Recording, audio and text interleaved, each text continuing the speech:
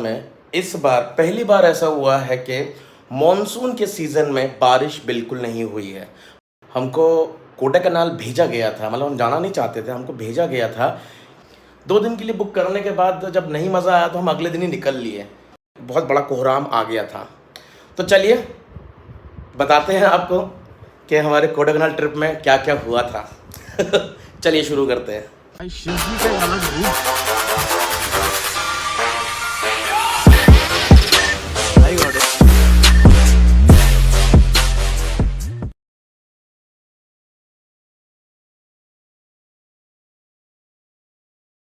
Hello guys and स्वागत है आपका मेरे दूसरे दिन के ब्लॉग्स में।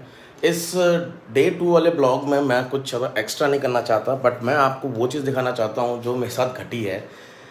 एक्चुअली बात ये है कि हमको कोडाईकनाल भेजा गया था, मतलब हम जाना नहीं चाहते थे, हमको भेजा गया था क्योंकि हमने लिया था एक हॉलिडे पैकेज जो कि क्लब महिंद्रा से था और हमने 3 साल का ट्रायल पैकेज लिया था। तो हमारे साथ बहुत कुछ गलत बोल के वो पैकेज हमको बेच दिया गया और पेमेंट भी ले लिया गया। पर बाद में जब हमने उसको चेक किया तो वैसा कुछ था नहीं। क्लब महिंद्रा में सबसे बड़ी प्रॉब्लम ये है कि उसमें अवेलेबिलिटी की बहुत इशू रहता है कि मतलब आपको अवेलेबिलिटी मिलेगी भी नहीं। और अगर आपको जाना है कोच्चि तो वो बोलेंगे सर कोच्चि फुल है, आप चाहो तो वहाँ चले जाओ, पौंडीचेरी चले जाओ। तो जब बंदे का मन कोच्चि का है तो पौंडीचेरी जाके क्या करेगा। तो यही चीज़ थी जिसकी वजह से मैंने उसको न्यू नहीं करा रहा था। तो बट उन्होंने बहुत सारे कॉल किए मुझे कन्विंस करने की कोशिश की, सर आप हमारे रिसोर्ट देखिए, ये देखिए, आप जाइए तो सही। तो इसकी वजह से मुझे कोडाईकनाल भेजा गया।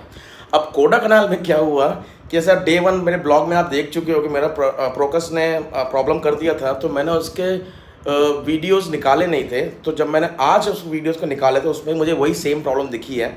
उसमें क्या हुआ कि मैंने एक फ्रंट कैमरा लगा रखा था जो मेरे रोड को कवर कर रहा था और एक कैमरा जो था जो मुझे कवर कर रहा था। और भाई साहब मुझे जो कवर कर रहा था ना वो हो गया बंद। हमें मालूम ही नहीं पड़ा, पूरे ट्रिप पे नहीं मालूम पड़ा। और फिर उसके बाद जब हम वापस आए तो जब मैंने यहाँ पे आके देखा तो तब भी ऐसा लगा कि वो बंद ही है।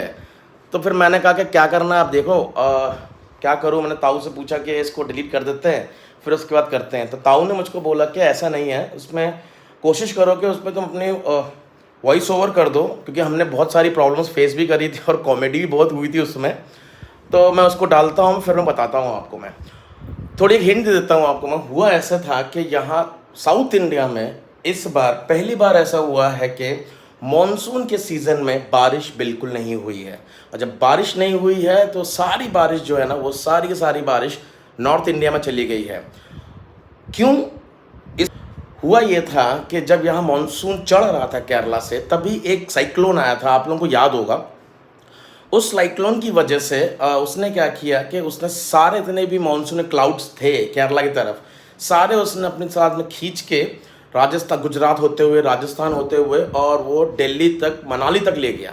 तो इसीलिए आपने देखा है कि जुलाई में इस बार ये पहली बार है जहाँ नॉर्थ इंडिया में गर्मी नहीं पड़ी है जो 50 डिग्री पड़ा करती थी। इस बार बारिश दम की हुई है, जिसकी वजह से मनाली में वो होती है कि भैया पहाड़ दिखे और बड़ा मज़ा आया, नज़ारा वज़ारा देखिए। तो हमारे साथ भाई साहब यहाँ पहला हुआ कि जो रिसोर्ट ने हमारे साथ किया था, हमको भाई साहब एक तो कमरा दिया बहुत छोटा, 2 लोग बड़ी मुश्किल से एडजस्ट कर सकते हैं उसमें। दूसरी बात, एक विंडो थी बस, उस विंडो से अगर आप देखोगे तो आपको सामने वाले का रूम दिखाई देगा। तो मतलब व्यू तो आप भूल ही जाओ, कॉर्नर से इधर उधर से कर आके आप देख लो। तो मैंने कुछ थोड़ा बहुत शॉट्स लिए थे वहाँ पे, वो मैं आगे डाल दूंगा अभी। मैं ये वाले शॉट्स मैंने उस कॉर्नर पे रख के कैसे तैसे करके मैंने ये वाले शॉट्स निकाल लिए थे स्लोमो और उसको करके। उसके बाद जब आप एकदम बिल्कुल गहराई में अंदर जाके तो भाई मज़ा नहीं आ रहा था। वो हमने बुक किया 2 दिन के लिए। अब आप सोचोगे यार नेचर ने आपके साथ कैसा मजाक कर दिया।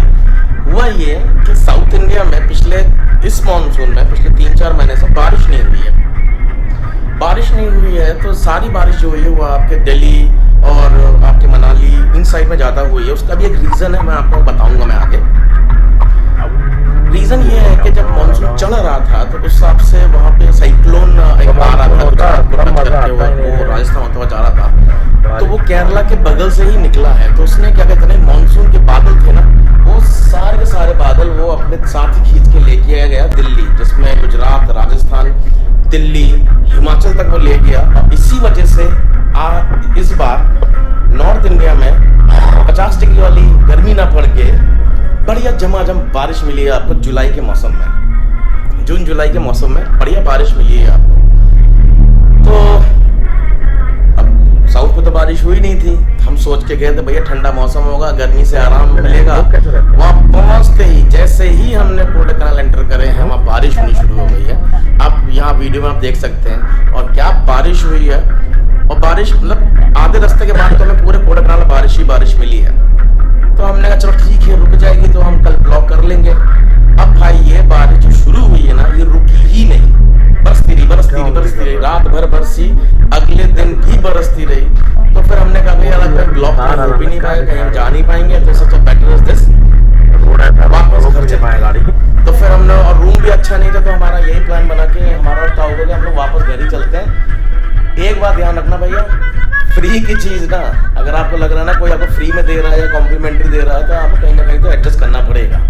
अगर आपको फ्री की चीज़ चाहिए तो, हमको तो चाहिए नहीं थी, हमको दोस्ती दे दी गई थी, तो हमने बोला चलो ठीक है, कोडाईकनाल गए नहीं है, चल लेते हैं। तो हमारे साथ ये हो गया था कोडाईकनाल में।